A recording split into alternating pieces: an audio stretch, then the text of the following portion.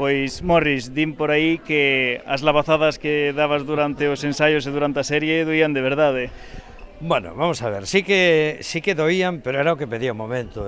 Carlos Sedes nos pedía, e a serie pedía, que fosen unhas lavazadas moi realistas, sucias, máis humillantes que con forza. As que iban na cara iban limpias, a verdade é que non as dou mal, non se mancou ninguén.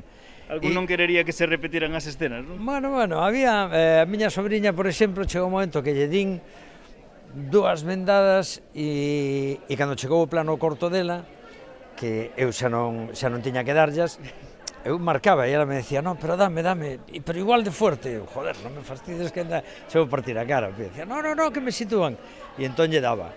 A verdade é que estaban especialistas que veñan de Madrid para as pelexas e nos deberon de dar a mitad dos cartos para nós, porque nin se moveron. Pero, bueno, eu tamén teño moita confianza con Touri, con Xulio, con Cris. E ademais que sí que representa a verdade de esa época, de como era a sociedade, como se claro, daban lavazadas. Era eso de humillar os fillos máis que darlle unha gran paliza.